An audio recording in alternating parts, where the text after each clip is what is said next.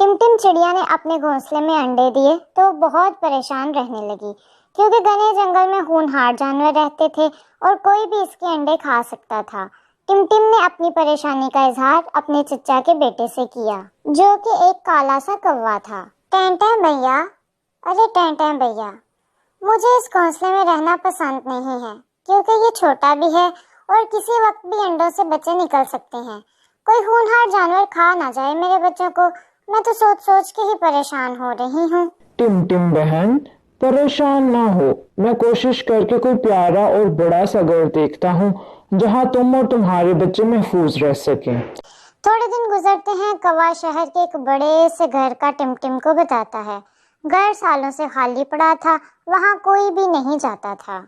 टिमटिम ने जब सुना कि घर सालों से खाली पड़ा है और वहाँ कोई भी नहीं रहता, तो टिमटिम को सुनकर ही वो जगह बहुत पसंद आ गई। वो अपने घोंसले को अंडों समेत उठाकर उस जगह में रहने चली गई। यूं ही दिन गुजरते गए। अंडों में से 2 प्यारे प्यारे बच्चे निकल आए। टिमटिम उनको देखकर बहुत खुश हुई। माँ, ये घर हमारा है क्या? नहीं प्यारे बेटे, ये घर हमारा नहीं है, मगर तुम फिक्र ना करो, हम जिंदगी भर यहाँ रह सकते हैं, क्योंकि इस घर में कोई भी नहीं रहता और ये सालों से खाली बंद पड़ा था। टिमटिम और उसके बच्चे उस घर में हंसी खुशी जिंदगी गुजार रहे थे। अब बच्चे थोड़े बड़े हो गए। एक दिन टिमटिम का बेटा उसको कहने लगा, माँ, इस घर में इतने ज्यादा कमरे हैं और सब के सब कमरे एक जैसे हैं। मैं कंफ्यूज हो जाता हूँ कि हमारा घोंसला किस कमरे में है। प्यारे बेटे, तुम कंफ्यूज क्यों होते हो? तुम खुद से याद रखा करो ना कि कौन से कमरे में हमारा घोंसला है। तुम तो बहुत ज़हीन बेटे हो मेरे। थोड़े दिन गुजरते हैं। टिमटिम मार्केट गई होती है। बच्चे खेल कूद में मसरूफ होते हैं। छोटा बेटा खेलते खेलते अपने घोंसले वाले कमरे से निकलकर दूसरे कमरे में चला जाता है और फिर वो वहां जाकर परेशान हो जाता है।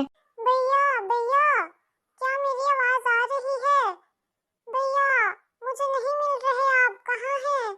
न जाने मैं किस कमरे में आ गया हूँ। परेशानी की हालत में वो कभी एक कमरे से निकलता और दूसरे में चला जाता।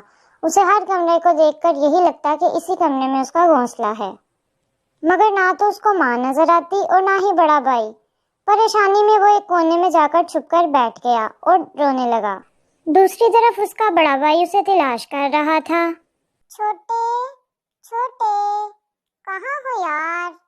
मैं कब से तुम्हें ढूंढ रहा हूँ। क्या मजाक है ये? उसने बहुत से कमरों में जाकर देखा, मगर उसे अपना भाई कहीं नजर न आया। परेशान होकर वो बाहर माँ का इंतजार करने लगा।